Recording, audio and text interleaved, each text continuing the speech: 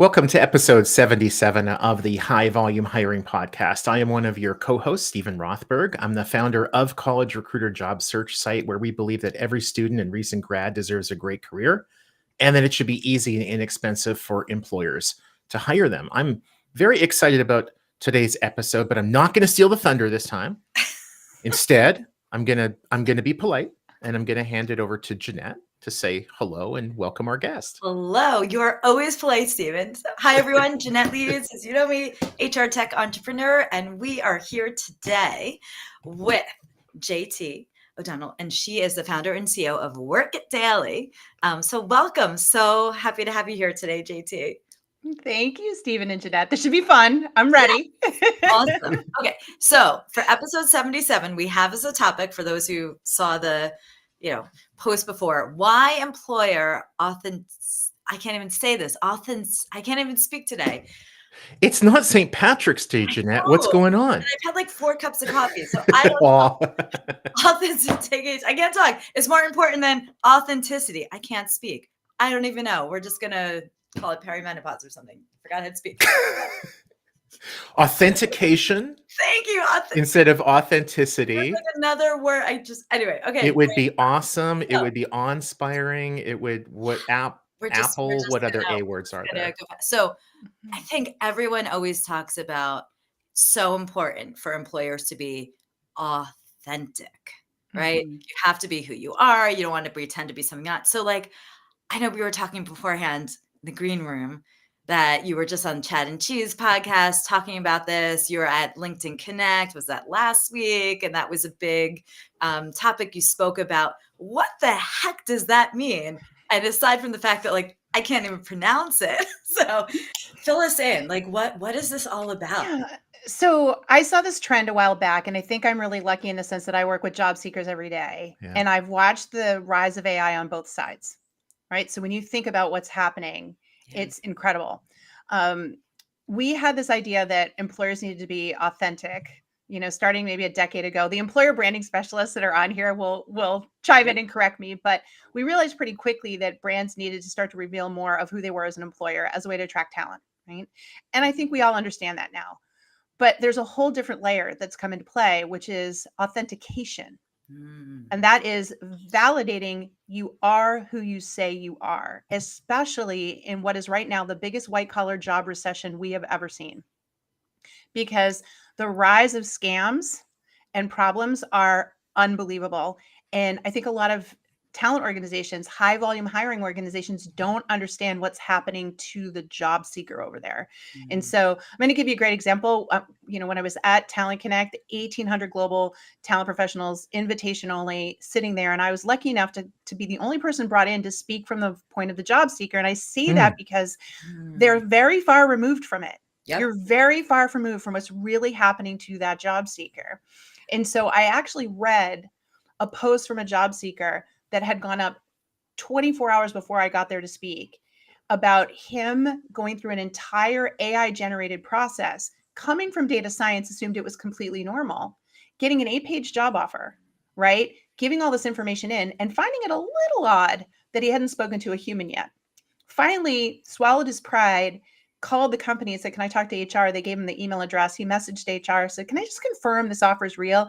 Immediately responds back, "No, this is a scam. I've gotten 20 of these today."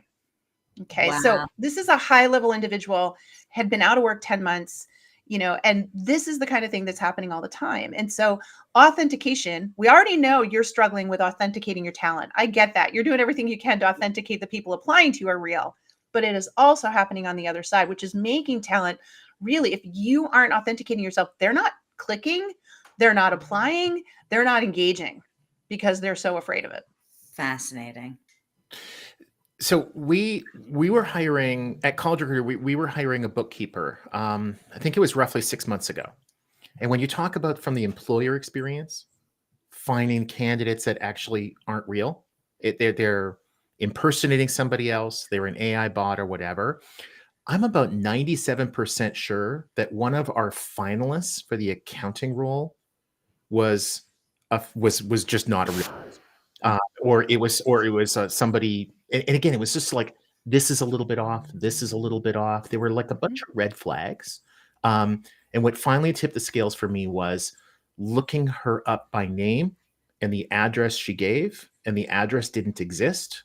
And her phone number area code was wrong, and she had never lived in that area code. Like there were things like that. And so we ended up rejecting her, it, him, my dog. I don't know what it was. So what you're saying, JT, is the same thing is happening in reverse, right? The candidates. So if you're an employer in a high volume kind of environment where you're not like out there like shaking hands and this is a real person and they live down the street from you, what can you do to help those candidates see that this in fact is your company, this is in fact your job opportunity? I think you have to be very intentional about your entire candidate experience and understanding how it lands. So let me give you a beautiful example. Many, many companies right now are using AI tools to create a hyper customized email that goes out to a big batch of candidates. Yeah. And they say, hey, I think you're a fit for this job. If you're interested, could you send me your credentials and your availability for an interview? You need to understand that the first time that happens to a job seeker, they drop everything. They drop everything, fill it out, send it back, and then they tell me, JT, I'm getting an interview. We all know the first time they're really being looked at is when they send that information back. And then that company's deciding whether or not they want to interview them. Right. So if they decide not to interview them, nothing happens. Do you know what that is to a job seeker? That's ghosting. Yeah. You've just ghosted that candidate, and they're going to tell 17 of their friends about the horrible experience they just had with that company. Because they have no idea that hundreds, thousands, tens of thousands of others got the same email. That's it. Right. So I have to be the bearer. Personalized, and it's like, hey, I got this job. I'm done. Right. Yeah. I have to be the bearer of bad news. Right. So that piece happens. Now let's talk about more of the automation. Hey, you've made it past the first piece, and we're sending you on to the hiring manager. Okay. What they heard is I'm getting an interview. Yeah. That's not what happens. Right. That hiring manager is going to look and then decide who to actually call. We have to be in the age of authentication. The word is communication. Never before have we had to think about everything we say and everything we do and how it lands in an automated AI generated world. If you don't, it is open for misinterpretation. And that's exactly what's happening through this process with them. It's so interesting. I'm reminded of these times where you see, I'll see this sometimes on social media and some posts where it's like, oh, so-and-so is hiring X amount per hour, and it's again, big high volume kind of companies. And it might be Amazon, Walmart, whatever, and it's, hey, go. And so it's interesting because what we're saying here is that, a lot of times, some are very obviously scams and people may be aware of them, but now these things are, because of the personalization through automation and AI, is just next level, right? So you're saying once someone's in the process of being very, very clear in what you're saying and doing, which makes a ton of sense. But any tips, like taking a step back even earlier from a candidate side, right? Like, what should they be looking out for? Or again, I mean, as an employer, this is not my content that's going out, right? It's the scammers, it's this or that. Like, how is there other ways that you've started to see to combat that, which is a little tricky, right? Because it's sort of like, how do I stop this, noise that I don't have necessarily control over? But any tips there? Yeah. So the first thing that I tell people is be really open and honest and promote the fact that you're using AI.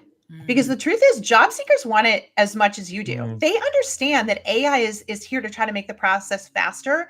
So when you're really honest that you're using an AI bot, or this is an auto-generated message, but if you message back, this is what's going to happen, that is where you gain the respect. Yep. Also, make it very clear, here's where eventually you will talk to a human. Right. Like you can explain the stages and say, for the first 3 stages of this process, you will not be talking to a human. If you get this far, you will be. Just managing their expectations is going to go so far in you getting them to do the things you want to do. And let me tell you why that's important. Because I mentioned the first time that they have that happen to them and they get ghosted or they feel burned, not only do they tell 17 people, every subsequent employer that tries that technique with them, they will not respond to. So really great talent. I hear recruiters say to me all the time, I can't get the good ones to respond to me. Yes, because previous employers burned them and now you're paying the price. Right. So you're going to have to really get at them and say, look, this is AI, but if you do this and respond, this is what happened next. Or quite frankly, start thinking about certain places where you want to lead with the human interaction and then allow AI to take over. And I know that sounds crazy, but as we really progress with all of these tools this year, and this becomes so standard practice, we're going to be able to look at those places where maybe a human or a high touch point could carry so much weight with them that we could get them to do the rest of it. Let me give you a great example. They hate autonomous interviewing, the video interviewing, where I'm sent a link and I get asked questions. I have no control over what I'm being asked. I'm being recorded and I don't know where my likeness is going. I don't know what they're doing with that video. So very quickly, you're going to see that. A big prediction on my end, people might come at me later, that will go away. And instead, are you ready for this? The candidates will produce authenticated video and send it to you. That is going to be a new normal because that's the new interview. Why do we do interviews? To authenticate somebody is who they say they are. Very quickly, job seekers are going to go, wait, so if I record a bunch of videos answering the 5 most common questions you're going to ask me anyways, and I can send that to you in a URL and you can watch it, that's going to get me in faster. Oh, I'm on board because I'm controlling my brand and my message. So this stuff is going to shift really, really fast. And I think as we'll just get smarter to know which side should do what. But in the interim, you got to be really intentional and clear.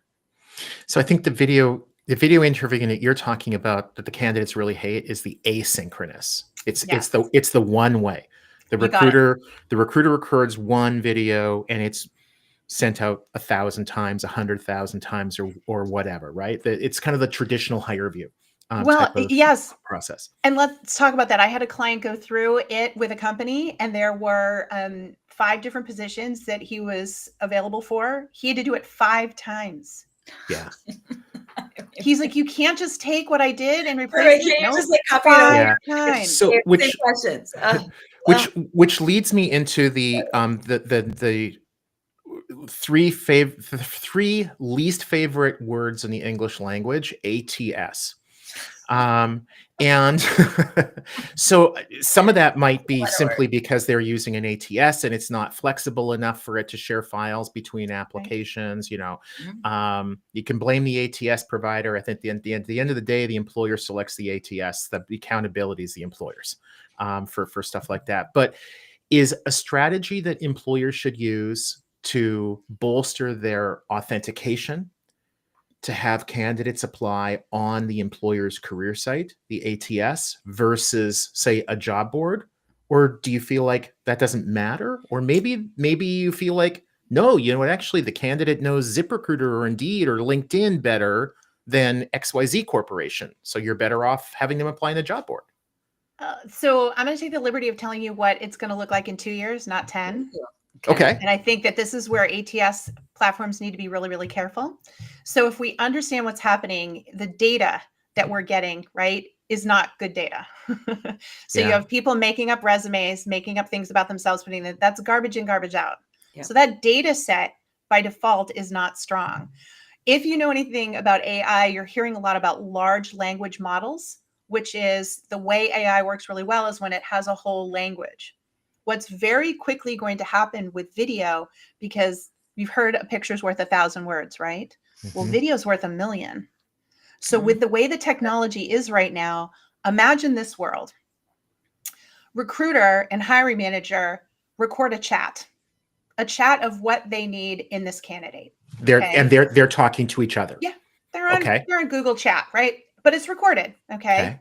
They take that video audio and put it through a tool, and that tool comes up with some clips and tells you exactly what the job is. Think about that. This is what large language model is going to do. Yeah. An accurate job description, right? All there with video clips of the recruiter and the hiring manager talking about it. That becomes, forget job posting. That's the new job entity. Now you've got talent out there. This is going to be a world where you're going to get on your phone and like a diary, you're going to be like, here's what I did today. Here's what I worked on. Here's what I liked about this or that. That is going to all be stored up and become your living resume, your living document and authentication of who you are. And now this large language model on both sides will sit in a world where the recruiters say, this is who I'm looking for.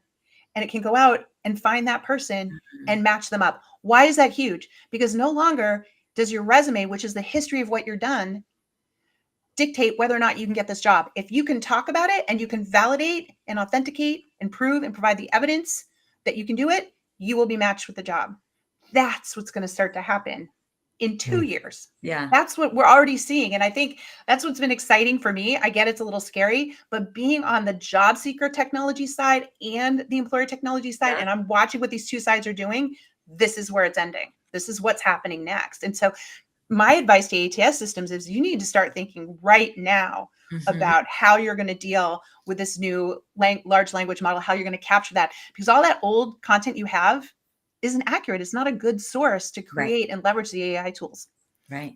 Well, it's so much what you're saying. It's like that snapshot of not just a day in the life of a candidate and the hiring manager and recruiter, right? It's like, it's multiple days, right? It's like, this is what's real. You talk about being, completely authentic and like what's real, like on both sides.